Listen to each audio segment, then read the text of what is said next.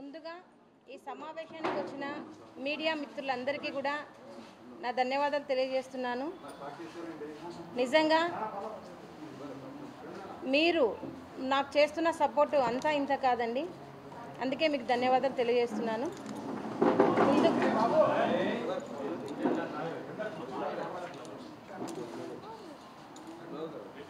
ఈ సమావేశాన్ని ఎందుకు ఇక్కడ ఏర్పాటు చేయాల్సి వచ్చింది అంటే, నా గిరిజన 14 సంవత్సరాల మైనర్ అయిన నా కూతురు సుగాలి ప్రీతి కట్టమంచి రామలింగారెడ్డి రెసిడెన్షియల్ హై స్కూల్లో 10వ తరగతి చదువుతుండగా అతి కిరాతనంగా అత్యాచారం చేసి హత్య చేసి ఆత్మహత్యగా చిత్రీకరించిన విషయం మీరందరికీ తెలిసిందే. ఆ విషయంకై నేటి వరకు 8 సంవత్సరాలుగా ఒక కుంటిదాన్నైన నేను పోరాటం చేస్తూనే ఉన్నాను. మరి ఇప్పటికీ కూడా న్యాయం అనేది ఏ క్వశ్చన జరగడం లేదు.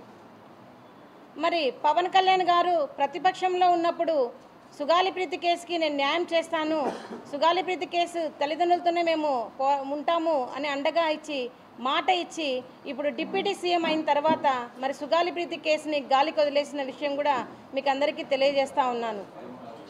మరి ప్రతిపక్షంలో ఉన్నప్పుడు అంతగా మాకు అండగా ఇచ్చిన మరి జనసేనాని గారు మరి ఈరోజు ఎందుకు సుగాలి ప్రీతి కేసు గురించి పట్టించుకోవడం లేదో ఈ మీడియా తరఫున నేను ప్రశ్నిస్తాను అన్నగారిని.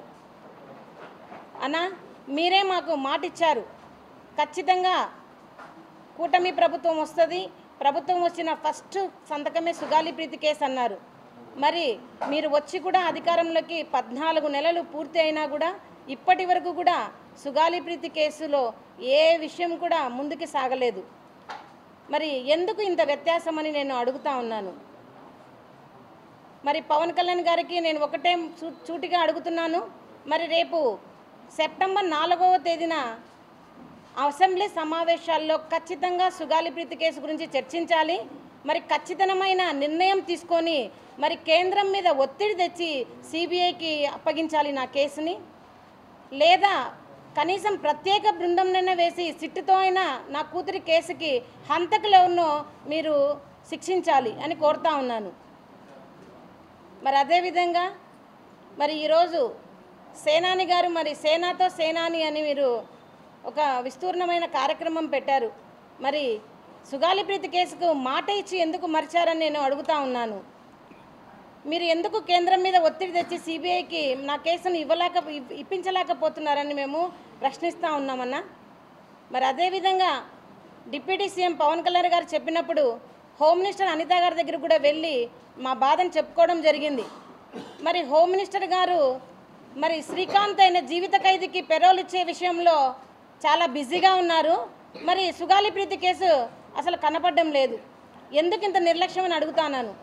మరి మీరైతే కనుక మాట ఇచ్చిన ఎమ్మెల్సీ అనంతబాబు డ్రైవర్ హత్య కేసులో మరి ఎంత చొరవ తీసుకొని మీరే వాళ్ళ ఇంటికి వెళ్ళి మరి పరామర్శించి ప్రత్యేక బృందాన్ని వేసి మరి మీరు ప్రత్యేక విచారణ అధికారిగా వేసి ఈ సమయంలో ఈ కేసు అయిపోవాలని చెప్పారు. మరి గుర్తుందా అనిత గారు, నేను ఈ కుంటిదాన్నైనా నేను మీ ఆఫీస్ చుట్టూకు వచ్చి మరి గంటలు నా కేసుకు జరిగిన అన్యాయం గురించి వివరించాను. మరి ఆ వివరణ అంతా మీకు ఎక్కడ వెళ్ళిందని అడుగుతా ఉన్నాను. ఎందుకు ఇంత నిర్లక్ష్యం అనిత గారికి అని అడుగుతా ఉన్నాను. సుగాలి ప్రీతి అంటే గిరిజనులు అంటే ఓటుకు మాత్రమే మీకు పనికొస్తామా? మరి ఎందుకు న్యాయం విషయంలో సుగాలి ప్రీతి కేసుకి ఇంతవరకు న్యాయం జరగలేదని హోమ్ మినిస్టర్ అనిత గారిని కూడా నేను అడుగుతా ఉన్నాను. మరి రాబోయే కాలంలో ఖచ్చితంగా సుగాలి ప్రీతి కేసుకి న్యాయం జరగకపోతే ఖచ్చితంగా మేము గవర్నర్ని అపాయింట్మెంట్ తీసుకొని గవర్నర్ గారికి కూడా మాకు జరిగిన అన్యాయాలు అక్రమాల గురించి కూడా మేము గవర్నర్ గారికి తెలియజేసుకొని న్యాయం కోసం మేము గవర్నర్ గారిని అర్జిస్తామని చెప్తున్నాను. ఇంకా అతి త్వరలో మేము సుగాలి ప్రీతి కేసు జరిగిన అన్యాయంపై డిజిటల్ క్యాంపెయిన్ కూడా మేము చేయదలుచుకున్నాము.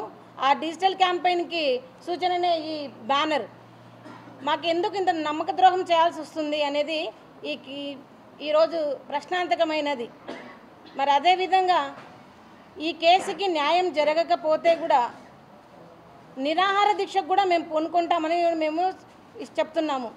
ఎందుకంటే ఒక్కటి ఆలోచించండి, 8 సంవత్సరాలుగా మరి కాళ్ళు లేని ఒక అవిటి తల్లి పోరాటం చేస్తుంటే ఎందుకు ఈ ప్రభుత్వాలకు న్యాయం చేయాలనిపించడం లేదో చెప్పండి.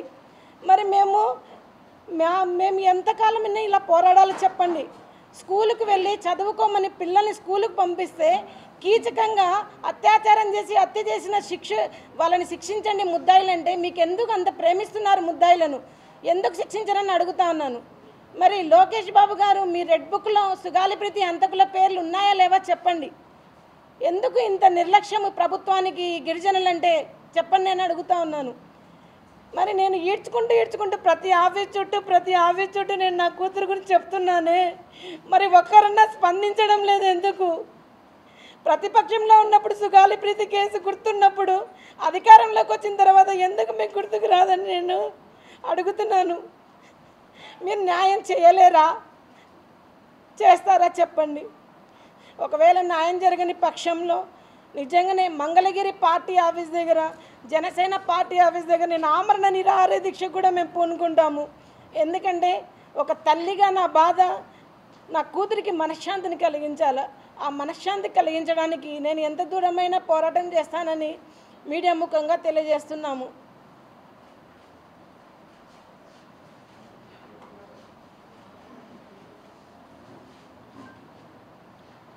ఇప్పుడు వేల్పుల జ్యోతి అక్క గారు డిపిఎఫ్ లీడర్ గారు మాట్లాడతారు ఈ కేసు గురించి.